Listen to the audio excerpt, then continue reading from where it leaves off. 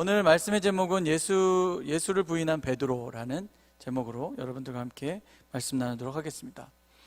사람은 누구나 갑작스럽게 처하는 상황, 당황스러운 상황, 내가 뭔가 실수한 것을 들키는 상황에 대해서 일단 피하려는 성향이 있습니다. 거짓말을 하기도 하고 핑계를 대기도 합니다. 쉽게 이야기하면 그 순간의 위기를 벗어나기 위해서 나름대로의 꾀를 내서 말을 잘해서 넘어가려는 것을 의미합니다. 그런데 이러한 결과는 어떻습니까? 여러분들도 짧게는 20년 아니면 40년 이상을 살아온 우리 모든 청년들과 성도들도 이러한 상황 속에서 우리가 어떤 내가 잘못한 것에 또는 내가 실수한 것에 대해서 핑계를 대고 이유를 대서 넘어간다 한들 결국 그 일이 더 크게 그 상황을 모면했다고 생각하지만 더 크게 돌아오는 것들을 굉장히 많이 경험하게 된다는 것입니다. 이러한 말의 결과는 생각보다 더 큰 오해를 또는 위기를 가져오기도 한다는 것입니다.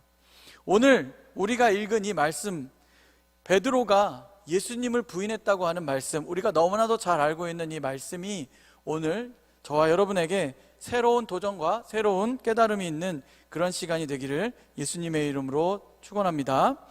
예수님은 기도의 시간, 지난주에 보니 기도의 시간을 보내고 기도를 하시고 이제 마지막 때를 위해서 나아가십니다. 우리 1절에서부터 3절까지의 말씀입니다. 함께 성경책 함께 읽도록 하겠습니다. 예수께서 이 말씀을 하시고 제자들과 함께 기드론 시내 건너편으로 나가시니 그곳에 동산이 있는데 제자들과 함께 들어가시니라. 그곳은 가끔 예수께서 제자들과 모이시는 곳이므로 예수를 파는 유다도 그곳을 알더라. 유다가 군대와 대제사장들과 바리새인들에게서 얻은 아랫사람들을 데리고 등과 횃불과 무기를 가지고 그리로 오는지라. 아멘. 예수님께서 제자들과 자주 모이시던 곳, 그래서 이때쯤 예수님이 이곳에 있을 거라는 것을 가장 잘 알고 있는 제자 중에 한 명이죠. 바로 유다가 그곳을 알고 있었고 예수님께서 그곳에 나아가는 것을 알고 있었기에 이제 예수님을 잡기 위해서 많은 무리들과 함께 그곳으로 나아가는 모습입니다. 예수님께서는 이 사실을 알고 계셨습니다. 그러나 그 자리를 피하지 않았다는 것이죠.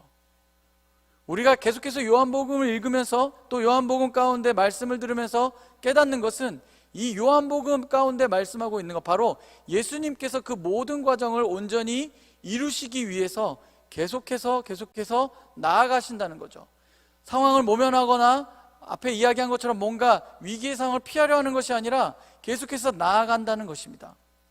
이제 예수님은 잡혀가십니다. 그리고 그 잡혀가는 뒤를 따라 베드로도 함께 갑니다. 15절 16절입니다 함께 읽겠습니다. 시몬 베드로와 또 다른 제자 한 사람이 예수를 따르니 이 제자는 대제사장과 아는 사람이라. 예수와 함께 대제사장 집들에 들어가고 베드로는 문 밖에 서 있는지라. 대제사장을 아는 다른 제자가 나가서 문 지키는 여자에게 말하여 베드로를 데리고 들어오니. 여러분, 잡혀가는 예수님을 따라가는 제자의 마음은 어떠했겠습니까? 앞에서 계속해서 봤듯이 제자들은 예수님이 가시는 곳이라면 저도 어디든지 따라가겠습니다. 다시 말해 제 삶을 예수님에게 전부 던지겠습니다라고 고백합니다. 그리고 그들은 실제 행동으로 옮긴다는 것입니다. 실제 예수님이 가고 있는 곳에 자신들도 따라간다는 것이죠. 사실 제자들 입장에서 보면 잡혀가는 예수님을 따라간다는 것은 굉장히 큰 위기가 있다는 것을 알면서도 간다는 것입니다. 큰 위기가 나에게 어떠한 결과를 줄지 모르지만 적어도 내가 그렇게 고백한 예수님을 따라가고 있는 그들의 모습을 통해서 그들이 주님 앞에 어떻게 마음을 드렸는지 알 수 있다는 사실이죠. 아마 그들은 그 예수님을 향해서, 그 예수님을 잡아가는 사람들을 향해서 빨리 예수님을 놓아달라고 이야기하고 싶은 마음이 가득했을 것입니다. 아니면 예수님께 소리 지르고 빨리 그 상황을 벗어나시라고 이야기할 수도 있었을 것입니다. 베드로처럼 칼을 들어서 막 해할 수도 있었을 것입니다. 그러나 그들은 예수님이 가는 그 길을 계속해서 따라가고 있습니다. 한편으로는 그들의 마음 가운데 잡혀가는 예수님을 보면서 두려운 마음도 분명히 있었을 것입니다. 아, 나도 잡혀갈 수 있겠구나, 나도 끌려갈 수 있겠구나 라는 마음이 있었겠지만, 그럼에도 불구하고 그들은 예수님을 따라갑니다. 그래서 한 집에 이르렀을 때 이제 베드로가 그 집 안으로 들어오죠. 그리고 이제 이런 상황이 벌어집니다. 17절 18절 말씀입니다. 함께 읽겠습니다. 문 지키는 여종이 베드로에게 말하되 너도 이 사람의 제자 중 하나가 아니냐 하니 그가 말하되 나는 아니라 하고, 자, 그때가 추운 거로 종과 아랫사람들이 불을 피우고 서서 쬐니 베드로도 함께 서서 쬐더라. 자, 여러분, 무슨 상황입니까? 어떤 상황이에요?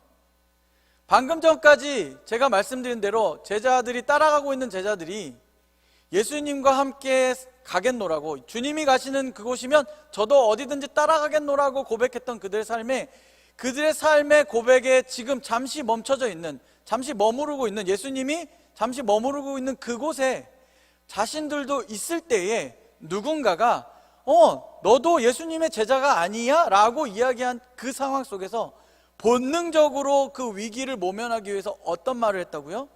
아니야, 나는 제자가 아니야 라고 이야기한다는 거죠. 좀 웃기지만, 네, 만약에 거기 한신교회 청년부 담당 목사가 유재원 목사 아니야? 근데 아니에요 막 이러는 거죠. 좀 비유가 좀 약하긴 하지만, 말하자면 뭔가 그런 거, 뭔가 그거 맞잖아, 내가 알고 있는데 너 왜 딴소리 했는데 나는 아니라고 이야기하는 거예요. 그런 게 아니에요. 나 전혀 상관이 없어요. 근데 이게 우리의 삶 속에서, 여러분 생각해 보십시오. 이러한 상황들이 우리가 살아가는 삶 속에서도 굉장히 많이 일어나고 있다는 사실입니다. 25절에서 27절도 읽어보겠습니다. 시몬 베드로가 서서 불을 쬐더니 사람이 묻되 너도 그 제자 중 하나가 아니냐 하니 대제사장 종 하나는 베드로에게 귀를 잘린 사람의 친척이라. 이르되 내가 그 사람과 함께 동산에 있는 것을 내가 보지 아니하였느냐. 이에 베드로가 또 부인하니 곧 닭이 울더라. 여러분 보세요. 지금 이것은 베드로가 3번 부인할 것을 예수님이 미리 말씀하셨어요. 그런데 베드로가 그때에도 저는 주님을 온전히 따르겠습니다, 저는 주님과 함께 가겠습니다, 저는 그럴 일이 없습니다 라고 이야기했지만, 자신의 위기의 상황 속에서 자신이 혹 그런 피해를 당할까봐, 해를 당할까봐 두려운 마음이 밀려오니 그는 어쩌면 아주 자연스럽게, 그리고 아주 완강하게 나는 그 사람을 알지도 못하고 나는 그의 제자가 아닙니다 라고 부인한다는 것입니다. 우리는 이 성경의 말씀 가운데서 베드로를 아주 이렇게 확 이미지화를 시켜놓은 거죠. 베드로 하면 우리는 3번 부인한, 예수님을 부인한 사람의 대표주자라고 생각합니다. 그런데 오늘 이 말씀을 통해서 우리가 다시 한번 돌아볼 것은 무엇이냐면, 베드로가 부인한 것이 아니라 나의 삶에 있어서 과연 나는 예수 그리스도를 부인하지 않고 살아왔는가에 대해서 한번 질문을 스스로에게 던져봐야 된다는 것입니다. 무슨 말인지, 그게 무슨 말이에요 목사님? 저 열심히 교회 다녔고 저 예수 그리스도 믿어요, 예수님 믿어요. 네, 맞습니다. 저희는 예수 그리스도를 믿고 따라가기로 작정한 사람들입니다. 그런데 여러분의 삶 속에서 예수님을 부인한 적이 없습니까? 라는 대답을 만약 제가 질문을 던진다면, 네, 저는 한 번도 예수님을 부인한 적이 없습니다 라고 말할 수 있는 사람이 거의 없다는 것입니다. 어떠한 상황 속에서 우리는 예수 그리스도를 부인합니까? 이런 위기의 상황 속에서 예수 그리스도를 부인합니까? 아니요. 생각해보면 우리의 믿음을 부인할 때, 예수 그리스도를 부인했을 때 나의 모습을 떠올려 보면 그게 그렇게 큰 사건이 아니라는 거죠. 친구들과 있을 때, 제가 늘 몇 번 얘기했었죠. 저도 옛날에는 그랬어요. 점심을 먹어야 되는데 내 주변에 있는 애들은 다 믿음이 없는, 신앙생활 하지 않는 애들, 나는 신앙인. 그래서 기도를 어떻게 해요? 얘네들이 딴짓하고 있을 때 감사합니다 이렇게 기도하는 그런 부끄러운 모습이 저한테도 있었단 말이죠. 그리고 무언가 기도를 하고 있으면 주변에 있는 사람들이 물어봐요. 지금 뭐 하는 거야? 너 뭐해? 이렇게 물어봐요. 그럼 뭐라고 대답해요, 여러분? 여러분 그런 경험 있으면 뭐라고 대답해요? 뭐라고 대답했어요? 잠깐 졸은 거야, 이렇게 대답해요? 네. 기도하는 것이라고 이야기합니다. 많은 사람들이 모여있는 식당에서 물론 예의를 지켜야겠죠. 그런데 우리가 만약에 기도해야 될 상황이 있다면 여러분 기도를 하십니까? 안 하십니까? 아주 작은 것이라고 생각하는 부분에 있어서 우리는 예수 믿는 것을 그걸 꼭 부인이라고 해야 되나요? 라고 생각할 수 있지만 예수 믿는 것을 뭔가 부끄러워하고 있는 모습이 우리 안에 굉장히 많이 있다는 것입니다. 베드로는 누구보다 열정적이고 헌신적인 사람이었습니다. 예수님이 발을 씻기려고 할 때 어떻게 했습니까? 어떻게 주님이 제 발을 씻기십니까? 저같이 이렇게 천한, 저같이 이런 죄가 많은 사람을 절대로 발을 씻길 수 없습니다 라고 이야기했을 때 예수님께서 뭐라고 대답하셨어요? 만약 내가 너의 발을 씻기지 않으면 너와 나는 상관이 없다라고 이야기하는 그 얘기 속에, 그 말 속에 그는 아니 주님, 제 발뿐이 아니라 제 온몸을 씻겨주십시오라고 고백하는 사람입니다. 고백했던 사람이죠. 또 어떻습니까? 예수님께서 물 위를 걸어오실 때 모든 사람들이 놀랄 때 베드로가 뭐라고 얘기했어요? 주님이시거든 저로 물 위를 걸어오라 말씀하십시오. 그렇게 하라고 말해 주십시오라고 이야기할 때 예수님께서 그에게 걸어오라고 이야기합니다. 믿음으로 걸어가죠. 그러나 우리가 잘 알고 있듯이 그는 물에 빠지기 시작한다는 것입니다. 무엇이 우리의 마음의 믿음을 흔들고 있습니까? 굉장히 크고 굉장히 막 위협을 느끼고 굉장히 압박을 느끼는 상황이 아니라는 것입니다. 우리는 누구나 믿음으로 나아간다고 이야기합니다. 그런데 우리의 믿음 안에 과연 얼마나 예수 그리스도를 온전히 따르고자 또 부인하지 않고자 노력하고 살아가고 있는지 한번 생각해 보아야 한다는 것입니다. 베드로를 기억할 때 다시 한번 말씀드리면 3번 부인한 것에 우리는 초점이 맞춰져 있고 베드로 하면 예수님을 부인한 제자라고 생각할 때가 너무 많다는 것입니다. 아주 많이 들었죠. 신앙생활을 어렸을 때부터 했던 사람들은 더 많이 들었을 것입니다. 그의 열정은 사라지고 그의 헌신은 사라지고 그의 복음을 전한 내용은 다 사라지고 마치 너는 예수를 부인한 걸로 끝난 거야 라는 생각을 우리는 갖고 살아갈 때가 있다는 것입니다. 다시 한번 여러분에게 질문해 보겠습니다. 그렇다면 우리는, 저와 여러분은 몇 번이나 예수님을 부인했습니까? 한번 깊이 생각해 보시기 바랍니다. 내가 학교 생활을 하면서, 내가 군대에 갔을 때, 내가 직장에 가서, 내가 사업을 하면서, 내가 가정 안에서, 또 나의 삶 속에서 여러분은 예수님을 몇 번이나 부인하셨습니까? 그렇다면 성경에 나와 있지 않지만 이제 예수님을 부인한 대표 주자는 사실 저와 여러분이 되어야 된다는 것입니다. 예수님을 부인한다는 것이 그렇게 큰 일이 아니라는 것입니다. 우리의 일상생활 속에서 내가 예수 그리스도를 믿는 것을 부끄러워하는 것, 그게 예수님을 부인하는 것과 같다는 것입니다. 오늘 이 예배 현장에 있으면서도 여전히 상황에 따라 달라지는 삶을 살고 있습니까? 이곳까지 발걸음을 옮겼는데도 불구하고 와서 찬양 시간에 찬양하지 않고 말씀 시간에 말씀 듣지 않고 다른 행동을 하며 그냥 이 시간을 때우고 보내고 가고 있습니까? 그렇다면 미안하지만 죄송하지만 아직 예수님을 온전히 믿지 못하는 것과 같다고 말씀드리겠습니다.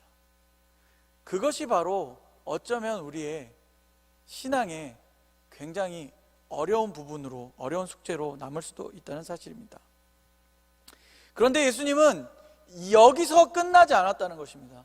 예수님은 여기서 베드로를 그렇게 끝내지 않고 우리가 조금 더 뒤에 이제 말씀을 더 보겠지만 21장 17절 한번 읽도록 하겠습니다. 21장 17절을 읽겠습니다. 여러분 큰 목소리로 읽습니다. 시작. 세 번째 이르시되 요한의 아들 시몬아 내가 나를 사랑하느냐 하시니 이르되, 여러분 읽으세요. 이르되 안 떴어요? 이르되 주님 그러하나이다. 내가 주님을 사랑하는 줄 주님께서 아시나이다. 이르시되 내 양을 치라 하시고. 네, 안 떠서 그랬군요. 자, 따라서 고백하세요. 세 번째 이르시되 요한의 아들 시몬아 내가 나를 사랑하느냐 하시니 이르시되 주님 그러하나이다. 내가 주님을 사랑하는 줄 주님께서 아시나이다. 이르시되 내 양을 치라 하시고. 아멘. 여러분, 예수님께서 거기서 끝내시지 않으셨어요. 예수님은 죽으시고 부활하신 다음에 다시 나타나 베드로 앞에서 이렇게 질문하십니다. 내가 나를 사랑하느냐? 그리고 두 번째 질문합니다. 내가 나를 사랑하느냐? 그리고 세 번째 질문합니다. 내가 나를 사랑하느냐? 베드로로 하여금 세 번 부인한 사건이 완벽하게 기억나게 하시는 질문입니다. 예수님을 세 번 부인했다는 것을 다시 한번 정확하게 짚어주는 것이 바로 이 질문입니다. 내가 나를 사랑하느냐? 세 번 부인했기 때문에 세 번 질문하셨다라고도 생각할 수 있지만 이 세 번의 질문은 베드로로 하여금 그 다음의 인생이 완전히 달라지는 기준점이 됩니다. 다른 기준점. 그럼 그것을 세 번 물어본 것이기 때문에 달라지는 것이 아니라 여기서 의미하는 것은 예수님께서 우리에게 오늘도 이렇게 질문하신다는 것입니다. 내가 나를 사랑하느냐? 그것이 여러분이 잘못한, 여러분이 부인한 것을 회복하는 것으로 끝내는 질문이 아니라 우리가 몇십 번 부인했으면 몇십 번 질문으로 끝나는 것이 아니라 그 몇십 번, 몇백 번을 우리에게 말씀해 주시는 거죠. 네가 나를 정말 사랑하느냐? 그러면 이제 정말 그 믿음을 가지고 이 세상 가운데 나의 명령대로 살아가기를 원한다는 것을 계속해서 말씀하신다는 것입니다. 변치 않는 진리 가운데, 변치 않는 사랑 가운데 내가 너를 그렇게 인도하겠노라고 예수님께서 오늘 말씀하고 계시다는 사실입니다. 저는 이 말씀을 다시 묵상했을 때 세 번과 세 번으로 끝나는 것이 아니라 세 번과 30번, 300번, 3000번으로 바뀌어지는 그 은혜를 묵상할 수 있었습니다. 우리가 만약에 예수님을 부인한 것을 정말 숫자를 센다면, 우리가 기억하지도 못하는 숫자를 센다면 정말 우리는 예수를 믿지 않는 것과 같다고도 할 수 있습니다. 그러나 예수님께서는 오늘도 동일하게 우리에게 내가 나를 사랑하느냐라는 질문 뒤에 내가 너를 사랑한다라고 말씀하고 계신 것입니다. 그러기에 우리로 하여금 이제 삶의 전환점을 맞이하여서 예수님을 믿는 것, 예수님을 따르는 것을 부끄러워하지 아니하고 그 믿음의 발걸음을 온전히 걸어갈 수 있도록 하기 위해서 오늘도 우리에게 이 말씀을 통해서, 여러분 가운데 찬양을 통해서, 여러분 가운데 기도를 통해서, 이 예배를 통해서 인도해 주고 계시다는 사실입니다. 또한 여러분의 삶 가운데 그렇게 함께하고 계시다는 사실입니다. 예수님은 우리를 그냥 그렇게 포기하시는 분이 아니십니다. 다시 한번 우리를 안아주시고 우리를 그분의 손길 가운데로 인도해 주십니다. 여러분, 인생의 성공이 무엇입니까? 참 우리 청년들 또 우리 성도들 참 많이 애쓰고 수고하고 계실 줄 압니다. 특별히 이제 학교를 들어가기 위해서 노력하고 있는 청년들도 힘들겠지만 취업을 준비하고 있는 선배들한테 물어보면 그 대학은 아무것도 아니란 얘기를 듣게 될 것입니다. 또 취업을 한 선배들의 이야기를 들어보면 그깟 학교생활 아무것도 아니라고 이야기할 겁니다. 왜요? 점점 세월을 보내면서 경험해 보니 내가 이전에 몰랐던, 내가 이전에 상상할 수 없었던 정말 힘들고 어려운 일들은 끊임없이 계속 우리 가운데 일어나기 때문이죠. 누군가 저에게 목사님은 그 정도 목회하셨으면 쉽겠네요 라고 질문하는 사람이 없어요. 만약 있다면 제가 뭐라고 대답하겠습니까? 엄청 쉽지, 내가 좀 잘하잖아, 이렇게 제가 교만할 것처럼 보입니까? 대답을 해줘서 다행이다. 네. 저에게도 여전히 어렵습니다. 사실 여러분들하고 더 가까이 지내기 위해서 저도 나름대로의 노력을 하지만 쉽지가 않죠. 왜요? 여러분 모두가 저를 다 좋아해 줄 수 없기 때문이죠. 여러분 모두가 저를 다 이해하고 있지 않다고 저도 생각합니다. 그럼에도 불구하고 제가 해야 될 일이 있고, 그럼에도 불구하고 제가 다가가야 될 일이 있기 때문에, 또 그런 마음이 필요하기 때문에 저도 제 나름대로 노력을 하고 연락을 하고 문자를 보내고 전화를 하고 합니다. 안 받고 씹히고 답장이 없고 그래도 보내요. 왜요? 갑자기 마음의 상처가 확 떠오르네. 예수님께서 우리를 이렇게 사랑하고 계시기 때문이죠. 부인하고 외면하고 마치 믿음이 없는 것처럼, 오히려 세상 가운데 나아가서 나도 교회 다녀, 야 괜찮아 그 정도 나도 교회 다닌다니까 라고 앞장서서, 나쁜 짓에 앞장서지 마십시오 여러분. 그렇게 이야기하지 않는 여러분이 되었으면 좋겠습니다. 그런데 세상에 그런 사람들이 많이 있다는 거죠. 나도 교회 다녀, 괜찮아 그 정도는 다 이해할 거야. 그리고 꼭 그런 얘기하죠. 성경에 그런 말이 어딨어. 그러니까 참 연약한 우리의 삶이죠. 성경에 그거 빼고 하라고 하는 게 더 많거든요. 그것만 빼면 해야 될 일이 훨씬 많거든요. 여러분,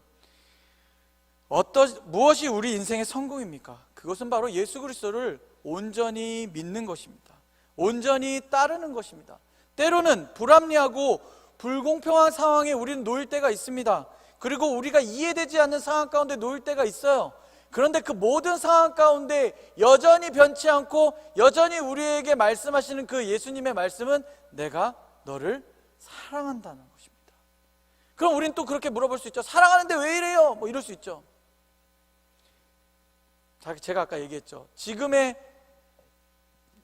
막 사업을 하고 있고 또 직장 생활을 하고 있는 선배들한테 물어보십시오. 저 지금 대학 생활이, 학교 생활이 이제 막 시작한 직장 생활이, 취업 준비가 너무 힘들어요. 그럼 뭐라고 얘기할 겁니까? 뻔하거든요. 그거 아무것도 아니야 이렇게 얘기할 거예요 분명히. 시간이 지나면 우리는 아무것도 아닌 것처럼 생각하게 되겠지만, 지금을 살고 현재를 살아가는 여러분에게 이 현실은 굉장히 힘들고 어려울 것입니다. 그러나 잊지 말아야 되는 것은, 이제껏 우리가 부인하고 외면하고 더 멀리 마치 믿지 않는 것처럼 살아왔다면, 이제는 여러분 오늘 이 말씀 가운데 깨달아야 하는 것은 예수님께서 우리에게 다시금 말씀하신다는 것이죠. 내가 너를 사랑한다. 그러니 나의 뜻 가운데 내가 하고 있는 말씀으로 돌아와 그렇게 살아가는, 믿음을 온전히 갖고 살아가는 삶이 되기를 원한다고 예수님께서 우리에게 말씀하고 있다는 사실입니다. 말씀을 정리하겠습니다. 우리는 수없이 주님을 부인하며 살아왔습니다. 혹시 정말 이 중에 아니라고 생각하는 사람이 있을 수 있어요. 네, 아닐 수도 있죠. 그런데 아까 제가 이야기한 것처럼 그렇게 크지 않은 사건 속에서 우리는 이미 주님을 많이 외면하며 살아왔습니다. 이제 우리는 그 주님 앞에 예수님을 부인한 베드로가 아니라 다시금 찾아와 베드로에게 말씀하시며 물으셨던 예수님의 질문 가운데 그의 삶이 완전히 바뀌어서 이제는 하나님을 전하며 예수 그리스도를 선포하는 삶으로 그가 십자가에 거꾸로 매달려 죽기까지 예수 그리스도를 전했던 삶처럼, 여러분 역시 예수님을 부끄러워하지 아니하고 예수님께서 여러분과 함께 하심을 의심하지 말고 예수 그리스도를 믿고 따르는 것이 여러분 삶의 자랑이 될 수 있는 그런 저와 여러분의 삶이 되기를 예수님의 이름으로 축원합니다. 아멘. 우리 함께 찬양하며 기도하며 나아가겠습니다.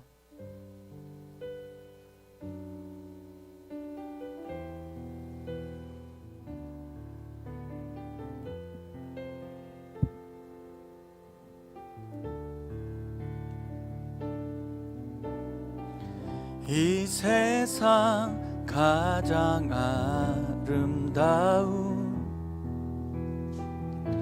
순종의 눈물, 온 세상 다시 빛나게 한 생명의 눈물, 그가 이 땅에 오신 이유, 죽어야 살게 되고 져야만 승리하는 놀랍고 영원한 신비, 지으신 그대로 회복시킨 우리의 창조주 그리스도, 십자가의 길로 아버지 뜻 이루셨네. 그가 이 땅에 오신 이유, 이제 우리에게 맡겨진 그 소망, 그 사랑, 그 생명, 아름답고 눈부신 십자가의 길, 우리가 이 땅에 살아갈 이유. 우리 처음부터 다시 한번 고백할까요?